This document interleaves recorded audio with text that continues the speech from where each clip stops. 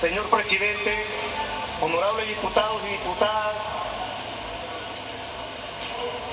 hoy realmente es un tema apasionante como es el tema de la educación.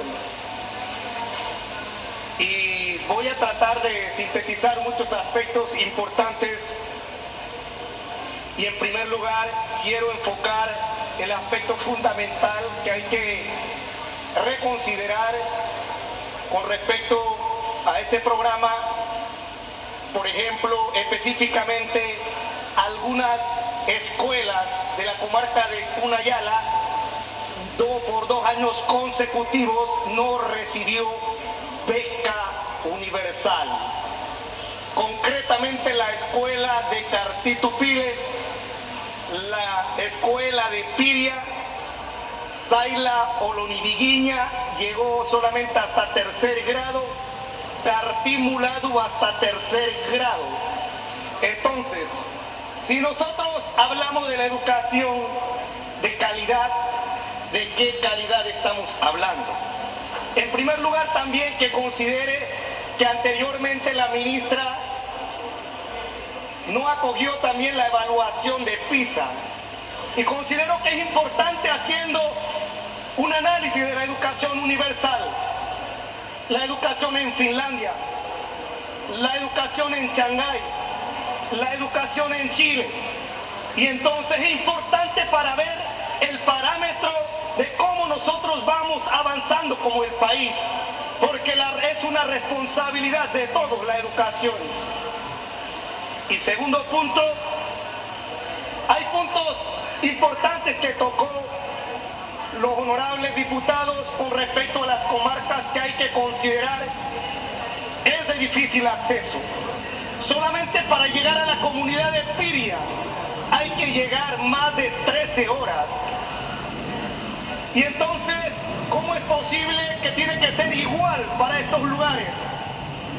Que ahora cuando estaba en la campaña uno llegaba hasta más de 12 horas, 13 horas, 14 horas, dependiendo de qué transporte vas a usar. Si vas a caminar o si vas en caballo, en cualquier medio de transporte, para que se tome en cuenta. Por eso hay un relato cuna que es importante para mí reeducar a la ciudadanía panameña. Como educador hay que tocar no solamente la problemática, sino también la parte espiritual. Hay un relato cuna del árbol de Paluala, que significa el árbol de la vida. Dice que por encima de las copas los más poderosos se beneficiaban y usufructuaban y se beneficiaban de la riqueza de ese universo, y abajo las migajas caían a la gente pobre. Un día Ibeler, una persona que reflexiona, empezó a poner puntos de análisis. Teníamos que talar, empezó a decir a sus hermanos, tenemos que talar el gran árbol de la sal, tenemos que talar el gran árbol de la vida. Estamos hablando de la equidad, de ese árbol de la equidad, de ese árbol de la justicia, para que, y no solamente me dirijo a algunos funcionarios del Ministerio de Educación o del IFARU, sino a todos los ministros del país, que digan adiós a la ignorancia. Porque a uno le quieren quitar la libertad de expresión para hablar, porque con esta elocuencia uno puede llegar al fondo del país, al corazón de todos los panameños, porque nosotros representamos a nuestro circuito, representamos a la comarca de Cunayala, representamos a todas las comarcas del país. Así que esta voz no pueden acallar hoy, pero tengo que ser puntual. Y tengo un cuestionario específico. Vienen las preguntas. Como se trata de nuestro país, me imagino que tiene que ver una educación con pertenencia, una educación con identidad. Para mí, entiendo perfectamente que un desarrollo de un país, pero sin identidad, sin raíces culturales, es un país que un día puede vender su territorio, un día puede vender su alma al diablo, como el Fausto, la novela Fausto, de la literatura alemana.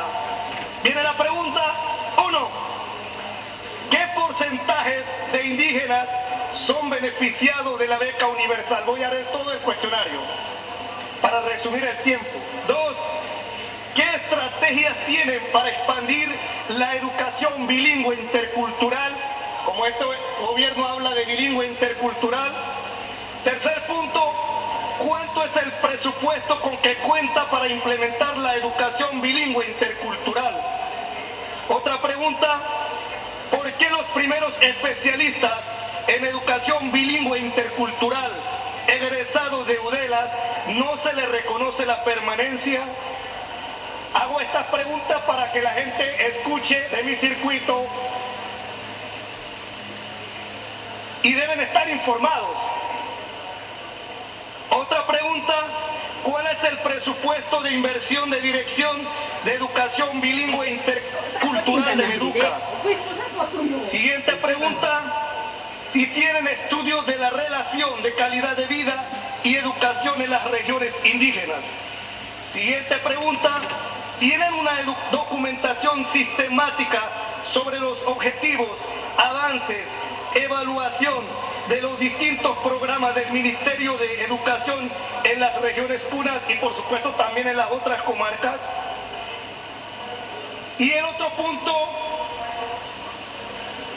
que quiero terminar, que el recurso del país tiene que ser equitativo para todos y que también que se aumente las becas universitarias en áreas comarcales y que haya control de esa entrega de las becas universales, como yo señalé en mi intervención, que algunas escuelas no reciben ninguna beca universal. Y para no alargar, muchísimas gracias.